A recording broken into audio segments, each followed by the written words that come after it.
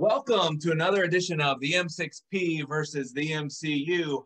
I'm your host, Jared, along with Darrin and special guests Jason and Jonathan. Jason and Jonathan, tell us a little bit about who you are and what brought you on the show tonight. Start off, Jason. Okay. I'm Jason. I've been a fan of the M6P for 6-ish years. Jared and I go way back from an old toy group, back in the old Marvel Legends collector group. And I've been really following Marvel Comics since I was about 7 years old.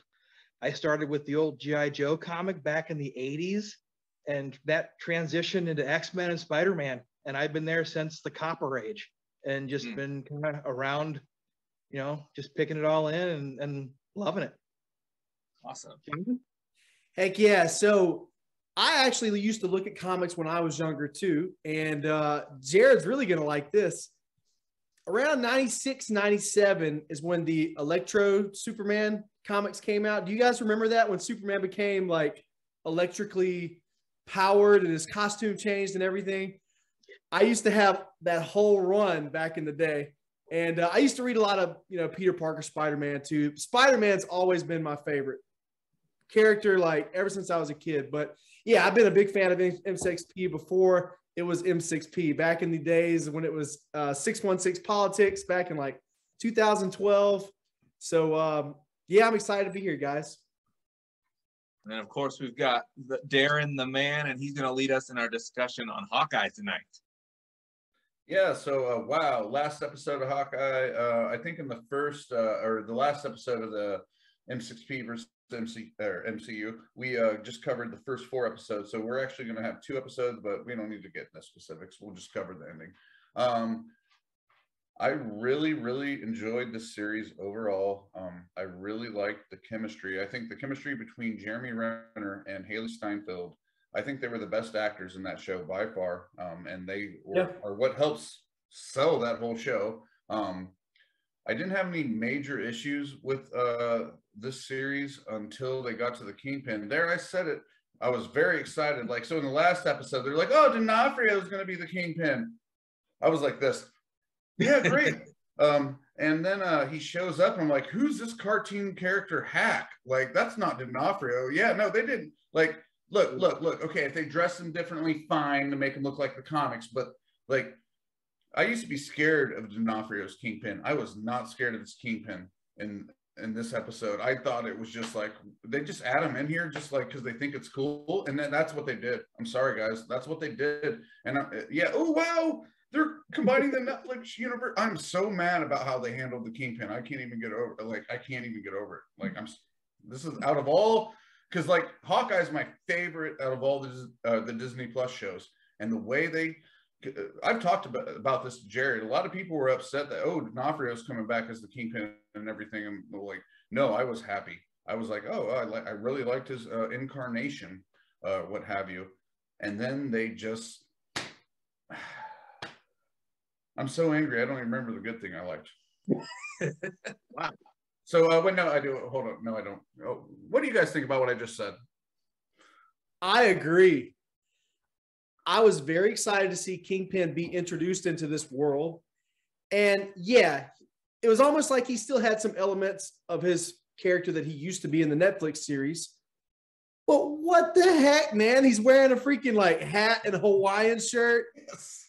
And it's like, that is the one minor complaint that I had with this whole entire series. I mean, they really held it together nicely for me throughout the whole season. But when we get this big introduction we've been dying to see, Kingpin is slightly different. And I guess we all knew that going in. I guess we knew that this wasn't going to be the exact same version from the Netflix series, but why the heck is this guy wearing a Hawaiian shirt? Can anybody explain that? Matter of fact, give me 1 second. I want to show you something. Oh, this is great. He's gonna surprise us.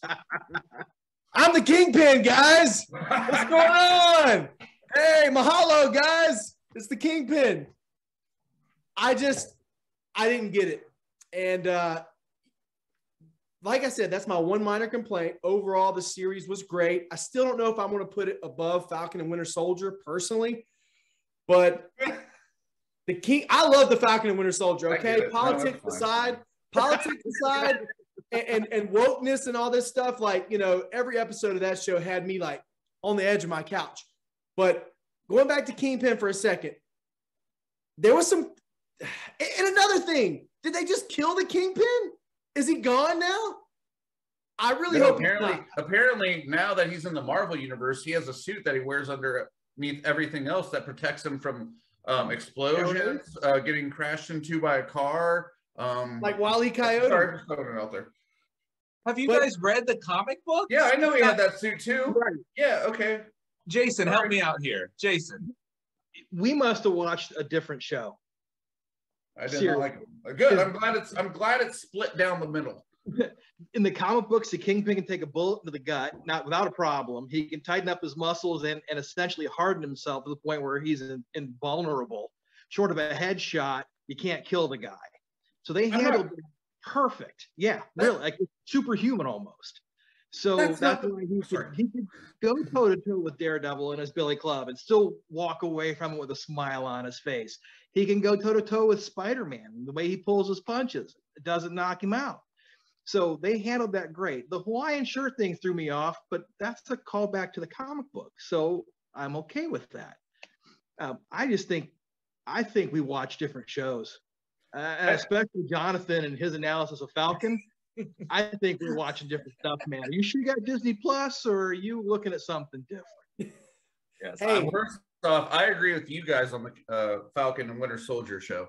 In Falcon and Winter Soldier, every single episode ended with a edge of your seat cliffhanger, and the whole thing that was going on with U.S. Agent and Valentina was coming in, and to me there was so many, like the episode that ended with U.S. Agent cracking that shield across that dude's neck. That was awesome. The three-way fight between U.S. Agent, Falcon, and Winter Soldier, awesome.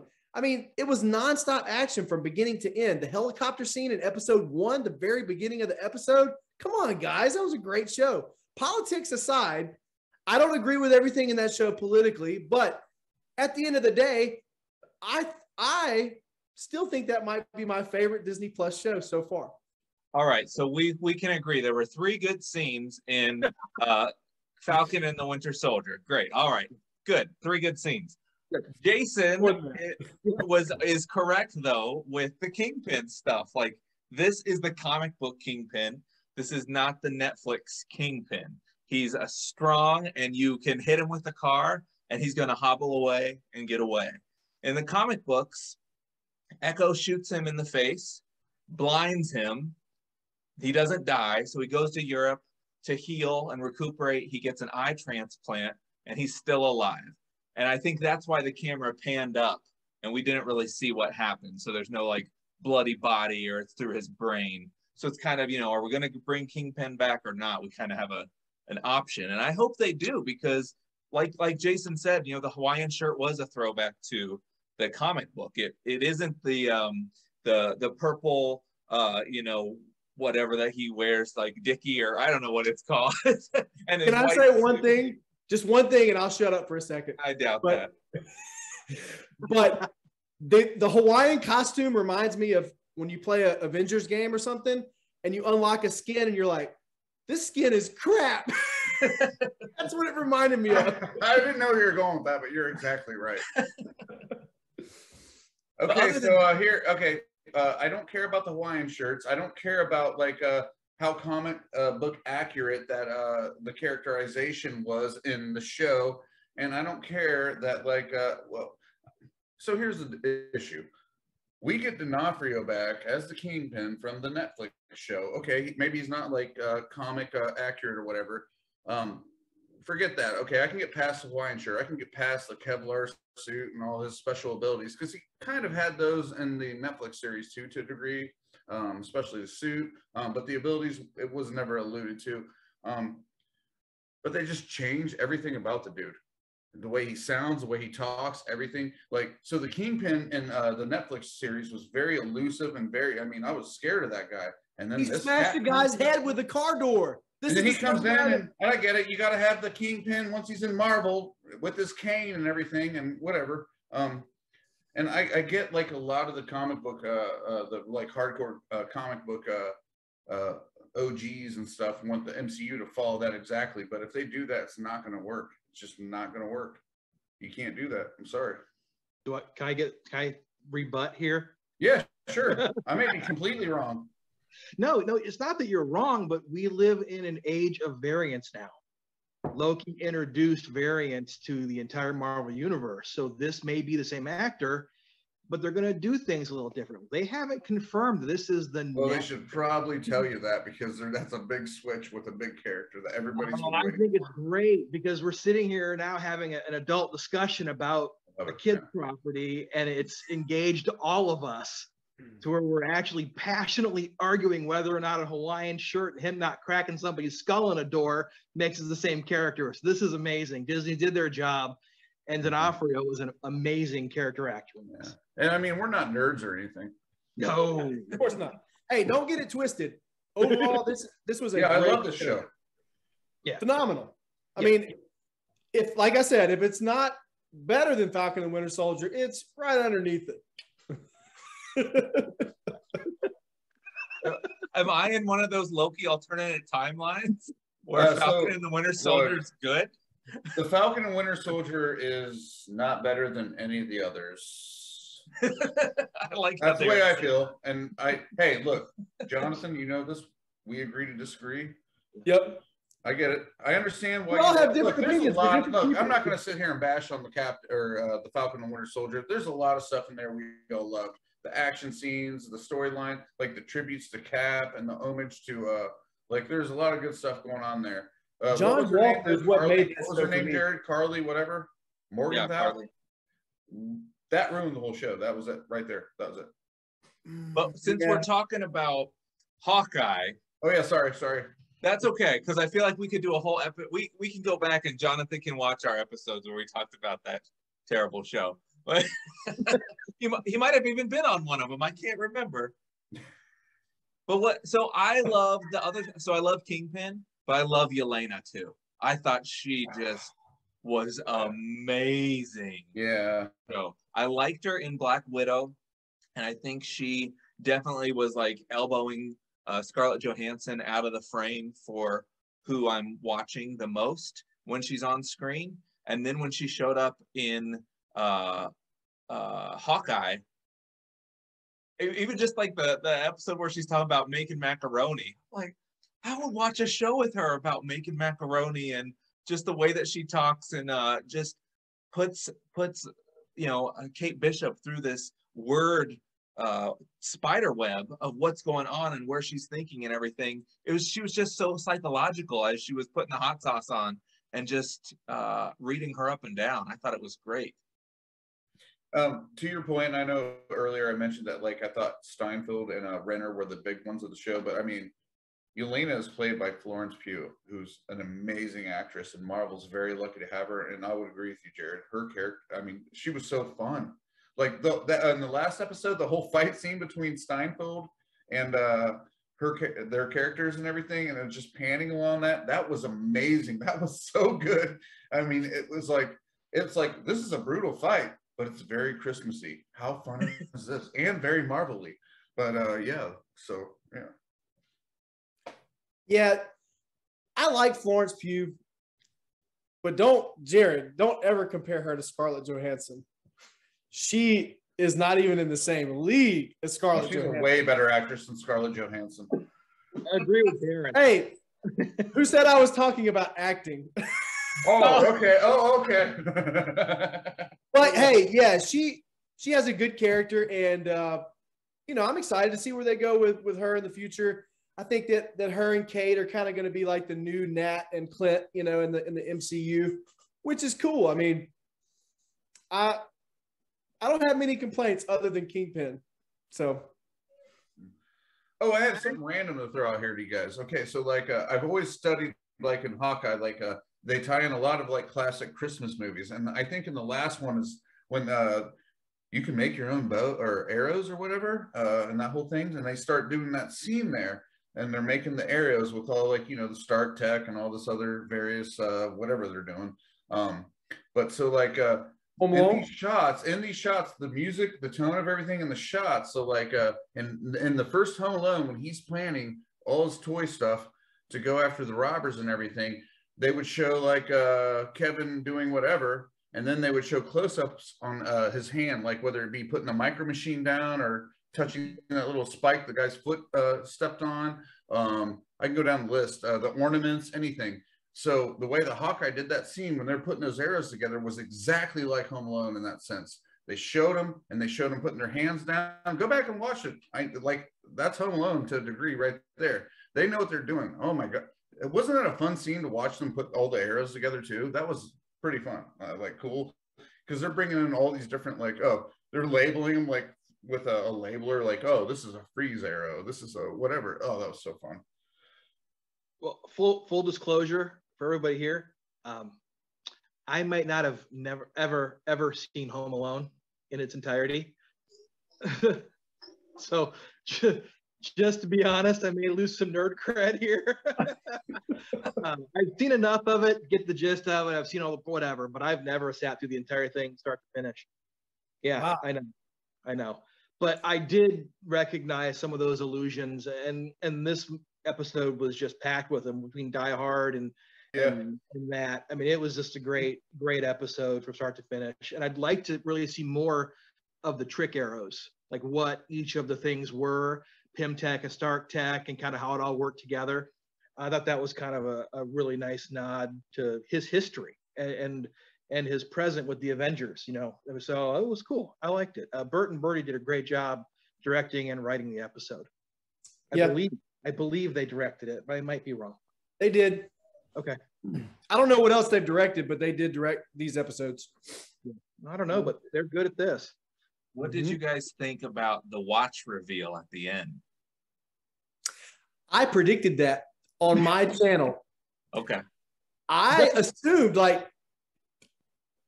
said she could very well have been a S.H.I.E.L.D. agent in the past.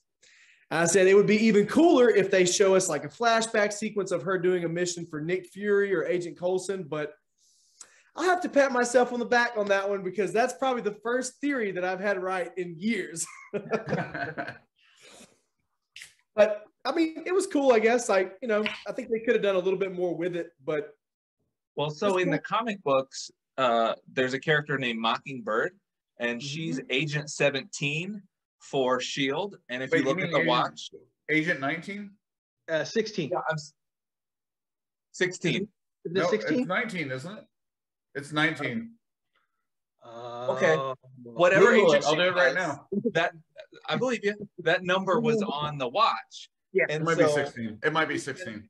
It's kind of cool to be like, well, this is probably the Mockingbird of the MCU. But it also kind of put like the final, I mean, there was still some hesitancy that people thought maybe Agents of S.H.I.E.L.D. could somehow kind of maybe be a part of the MCU. But this was just like, there's no way. It just can't because they have their own Mockingbird. What if Mockingbird is just a title and not an actual individual person? We haven't debated that yet. That's right. That's right. Just like Black Widow.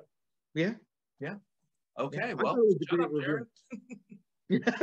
Right. I thought it was a great reveal. I mean, for everybody who guessed it, it was great. For everybody who thought for sure when she started speaking German, it was kind of a gimme something was going on there. I thought it was a great cap to her time, and I joke and call her Velma every time I see her on screen. So as far as I'm concerned, she's still part of the Scooby Gang, and it fit in perfectly. Yeah. So I love Linda Cardellini. I think she's a great actress, but like the timing of this big reveal, I mean, that came at the end of the last episode pretty much. Like, oh, yeah, here's the watch, by the way, and everything. So do you guys think they're going to, like, try to bring her into, like, either a series or a movie or something? Like, because I certainly hope not, even though I like Linda Cardellini. Yeah, I hope not. Probably not. I wouldn't think so. I mean, they might, but...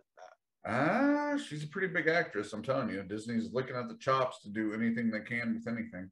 I think that I like some things to not be revealed. Some things just need to be left to our imagination. And I think that's like a perfect story to just kind of play a what if in our head. Stuff I'm more interested in seeing is like, where did Yelena go? what's going on with the swordsman? Who, what is that going to be about? The swordsman. We haven't talked about the swordsman. Sorry. Echo shot Kingpin in the face, and that was the end. But yet we know Echo's getting her own show. So is it going to be? Is she, is Kingpin headed to Europe, and it's going to be like an Echo versus Kingpin show?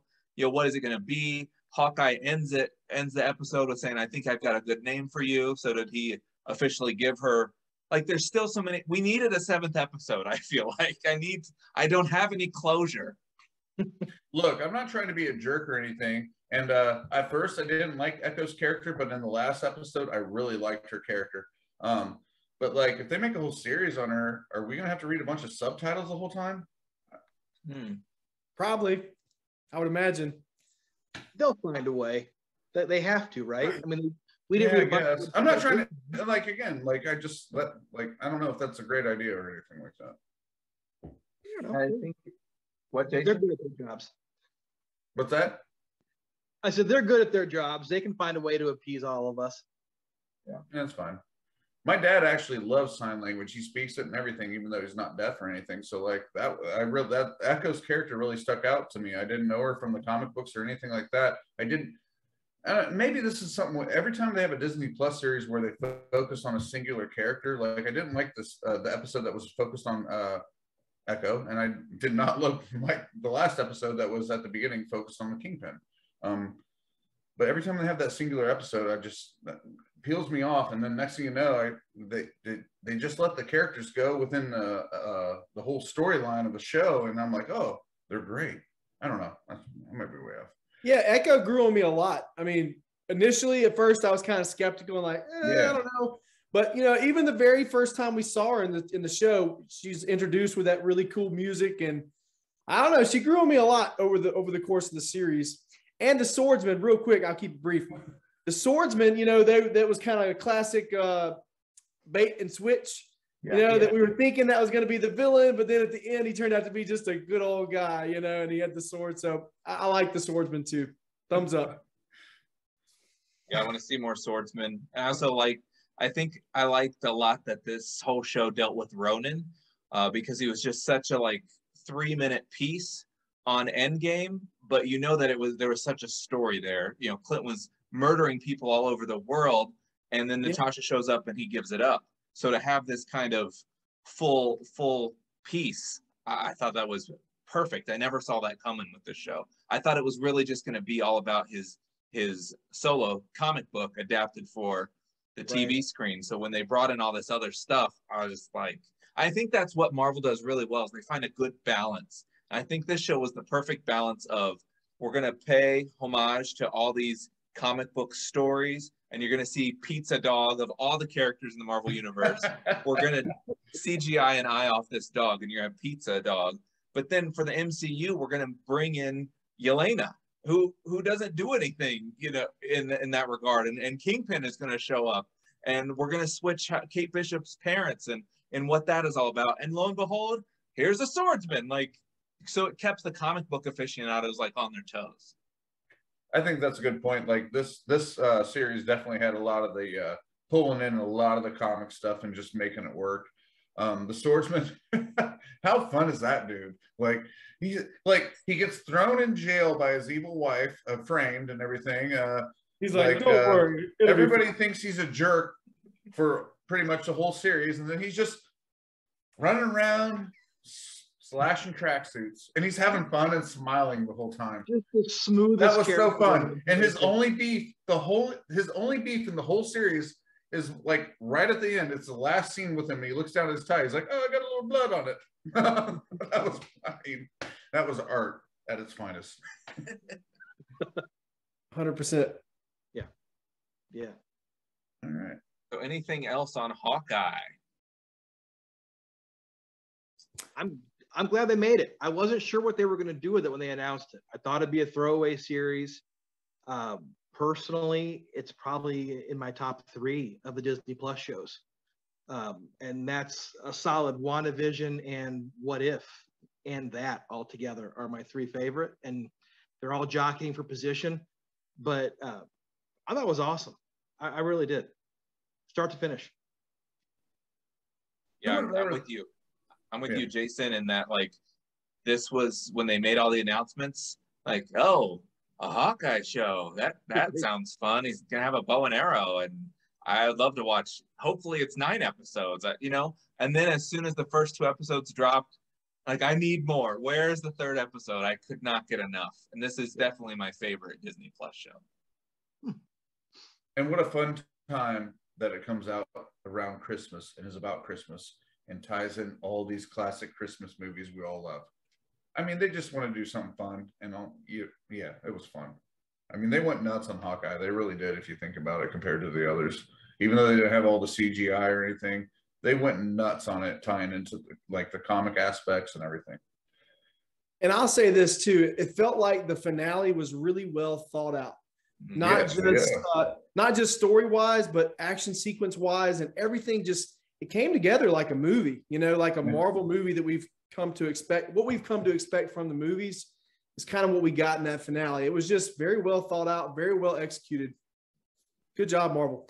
Yeah. I've got a quick question. You guys think those tracksuits got eaten by the owl, or are they going to come back for the sequel series?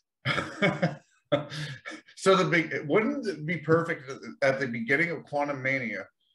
Ant-Man, like the whole like opening scene is Ant-Man saving them, and it ties in with the rest of the movie somehow. You okay with that? I'd be down.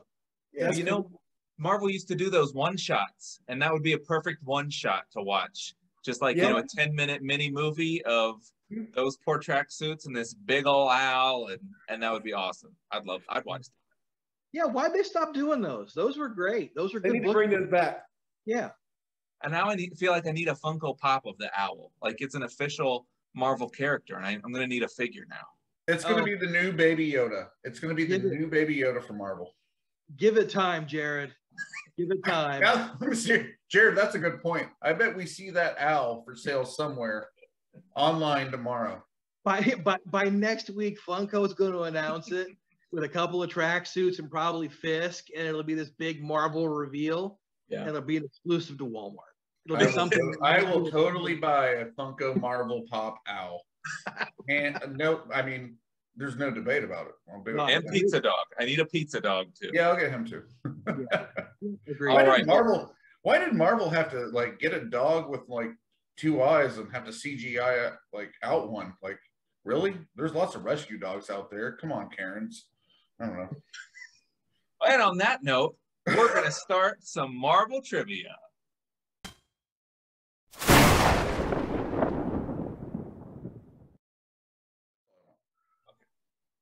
All right, well, welcome to the Marvel trivia part of our show, my favorite part. And so what we do here is we play a Marvel game, and we pit all the talkers of the Hawkeye show up against each other, and whoever gets 15 points first wins. We have these handy-dandy Marvel trivia cards here. The set was made in 2002, so it's going to be all material from like 1939 to 2002, so there may be some odd questions in there. On each card, there are 5 questions, and they are on difficulty easy to hardest. So 1 is an easy question, and 5 is a hard question. Each person will get to choose which number they want, and then they will get that many points based on the number they choose. First person to 15 points wins, and you get 5 seconds to come up with your answer, or we'll be here all night. All right? We go alphabetically. So Darrin will go first, and then Jason and Jonathan. So Darrin, what number would you like? 3. 3. Who is Doctor Strange's faithful servant? Wong. 3 points. All right, we'll take it. All right. Jason, and you have to keep your track of your own points. I'm only so good. Jason. I'll do 3. 3 as well. Who is Captain America's closest friend from the Avengers? From the Avengers? Tony Stark. Hawkeye. Come on. Wait, hold on. It's Hawkeye?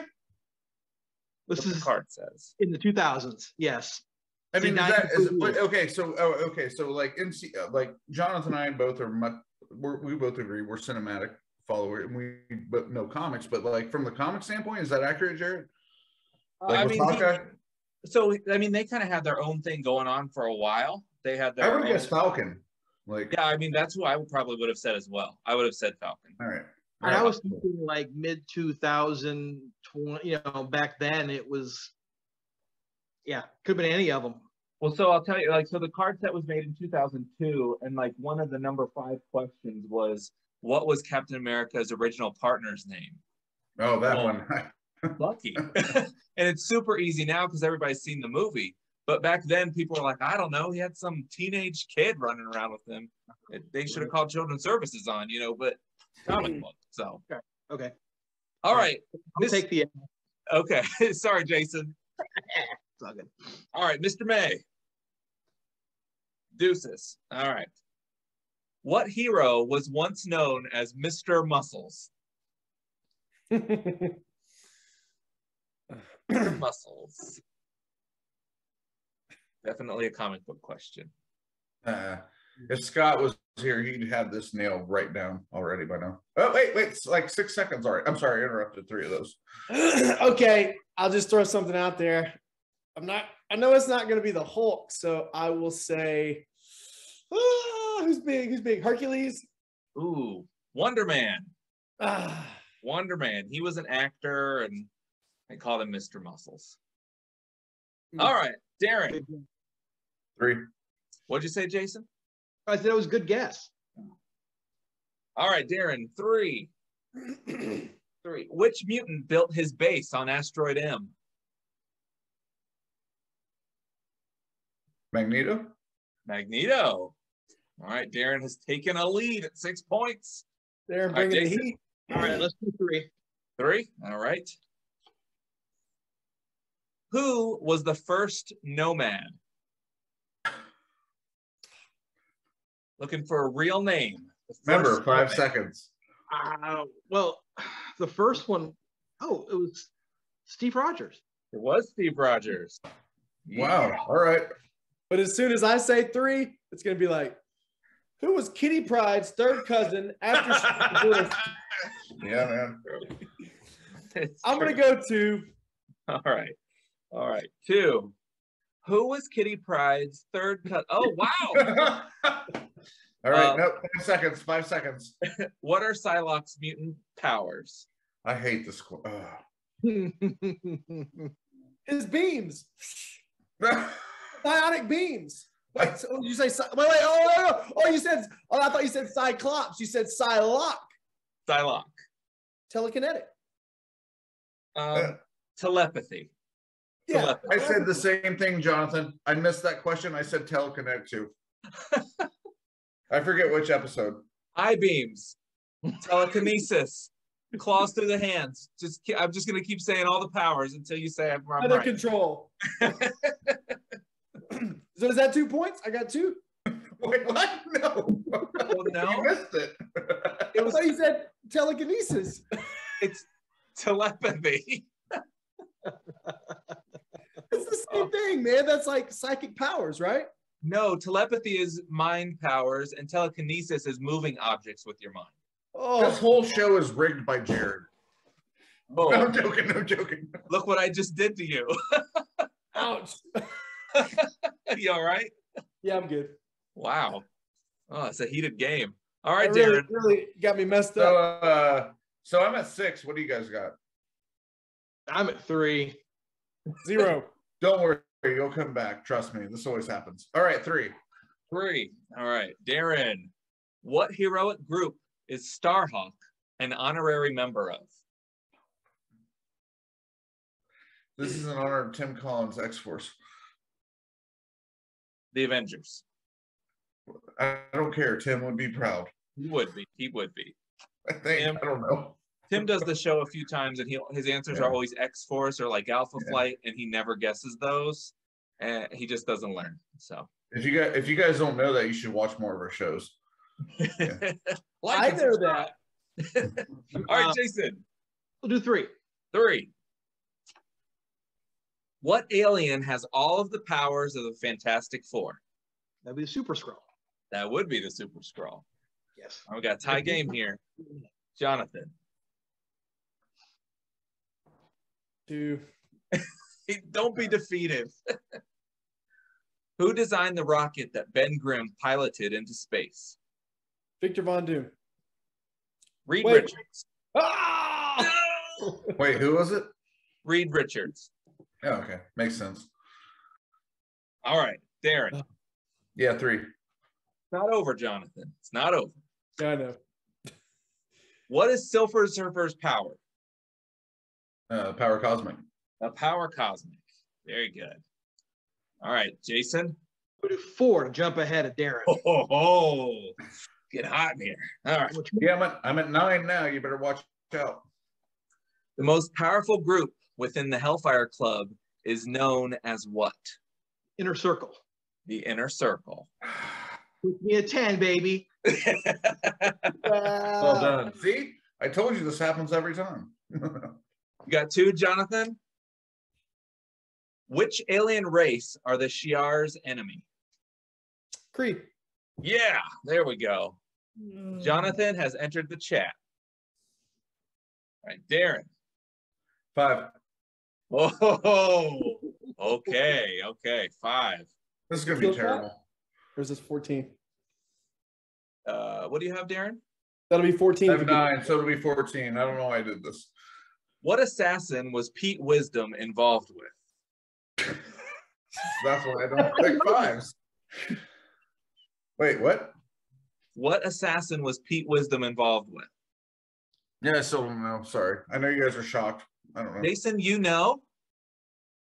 I guess maybe I don't know. I thought I knew that, but now I'm second guessing myself. All right. I'll tell you if I knew if you give the answer. Sarah St. Hubbins. Wait, what? I know that. Sarah St. Hubbins. That's the first time out of all the shows I've been on that card's ever been pulled. And I don't know. Would anybody know that? Seriously. No, I read Excalibur and I didn't know that. Yeah. You should just throw that one away. Come on. Alan Davis didn't know that one. Right. I'll do 4. 4. Where was Quicksilver born? Wundagore Mountain. Wundagore Mountain. Oh, did you see Jason? When he got that right, he sat back. I leaned back. Ask who his nursemaid was. Who helped birth him? That's Bova. I know this. Our expert on Wundagore, Mr. Jason. High Evolutionary is my favorite villain. Oh, okay. All right. That makes sense then. Wundagore is going to be our next M6P shirt, and I guarantee you we won't get flagged for copyright. No one's going to know. Disney, this is no joke. Disney smokes our shirts. But anyway, that's another story. We'll go back. You guys need to make a Wendigo shirt. I'd buy the crap out of that. All right. Wendigo! All right. That's the next question. Let's calm down and get back to the brass tacks. Darrin is ready. All right. Jonathan, 2. What is Warpath's real name? Okay, I know this. It's Scott Summers. No, it's not that. Oh, never mind. Okay. Sorry. So that would mean Warpath, the Indian guy. Oh, it's going to be, I don't know, Pilahatchee Longbow. I don't know. No, it's James Crowdstar. And I don't know anything about Warpath is the Indian guy in the X-Men, right? He's the Native American member of X-Force. He wasn't in the X-Men? Thunderbird was on the X-Men, his brother. So Warpath was never on the X-Men. He wasn't, well, so he joined for a few issues in like 2012. Because I'm pretty sure he was in Days of Future Past that came out in 2014. Warpath. Yeah, that's the movie. I know. I'm a movie guy, not a comic guy. Let's not even talk about the Fox X-Men movies. Oh my gosh. Best episode ever. Right. I like Days of Future Past. I've got 9 points. Is it my turn? Yeah, I just love busting with Jonathan. All right, we should have kept it going, all right? Well, comic book cinema has now been canceled after he tried to give the real name of Warpath. Yeah. So Send all your cancellations to Comic Book Cinema cinema. Yeah. Not Jared and I. We get enough of those. All right. 3. 3. All right, Darrin. 3. What is Colossus's real name? And Darrin knows this. I know this too, and this is going to be one of those ones that I know the first name, but I can't think of the second. Oh my god! Oh, Jonathan, Jared, it's not Scott Summers. I know it's not. Okay. Peter. No. No, I can't do it. I know it, but almost there. Come on. Yep. No, I'm honest. I don't. I can't recall it right now. I don't know the last name either. Yeah, it was Peter Rasputin. I did know that. I didn't say it. I know you know that. I knew you did. Darrin in middle school, Darrin and I went to school together. He would quiz me on real names of characters in middle school. So I'm like, oh, I know that he knows Colossus. Wait, I really did that? Oh my goodness. So yeah, close. you were Miss Melgard's class. You were like, Jared, who's Frank Castle? And I'm like, Punisher. You're like, I remember foiled that one. again. Yeah. All right. Well, Okay, so I've lost track of where I'm at. I think I need 2 to win. I think. So I'm going to go with the 3 just to make sure that I hit 15. Okay. I don't remember what the last one was. All right. Which bully picked on Peter Parker in high school? Flash Thompson. Flash Thompson. You might as well hand it to him on a silver platter. I'm going all 3s next time. No more 2s for me. 3. Yeah, I mean, because you got all the 2s right. I would definitely move on to the 3s, Jonathan. Jonathan, you got all Jared. 2. Jonathan, I'm you got really lay into you next time. You thought it was bad this time around, the Joker episode. You just wait, buddy. You just wait. I'm just messing. The whole Cyclops laser beams. That just got me. It really got me good. That needs to be on a tired. shirt. That needs to be on a shirt. Oh, we'll do it. Yeah, that's fine. We'll make it. There's a shirt, and we'll send it to you, Jonathan. And you can also make a Warpath shirt that says Warpath. Oh, no, stop.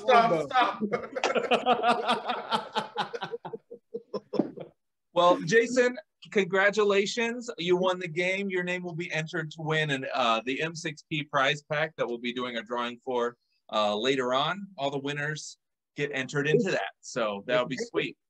By the way, Jason, how impressive is that the rookie comes into the show your first time and you beat Jonathon and me? Man, wow. No, seriously, great job. Thank you. I mean, somewhat. Yeah, good game, Jason. Good game. Oh, thanks, guys. Glad to play with you. Good. Awesome. Well, thanks for joining us on the show today. Hope you had a good time. We're the M6P. You can check us out on Instagram, YouTube, Facebook, all the social medias, Twitter. Just do a search for the M6P. You can also check us out at themarvelousbox.com for a subscription service for Marvel graphic novels. Go to themarvelousbox.com. And then, Jonathan, I think you wanted to do a plug? Yes, indeed, I did. I also have a YouTube podcast as well that you can check out. Jarid and Darrin both have been on my show. Maybe Jason in the future as well. I like to poach talent from Jared's show all the time. Yeah. Tim Collins has been on too, but it's Comic Book Cinema. You can look us up on YouTube and Facebook. We also have an Instagram account at Real Comic Book Cinema. Yeah, we've been doing it for about 6-7 months now. So onward and upward, just like Captain Marvel says. And we've also got, it's a ways away. We've still got about 6 months, but the M6P Day is coming June 16th, 2022. So be on the lookout for some fun stuff coming that day. And as always, make yours the M6P. All right, guys. Oh, I missed it. All right.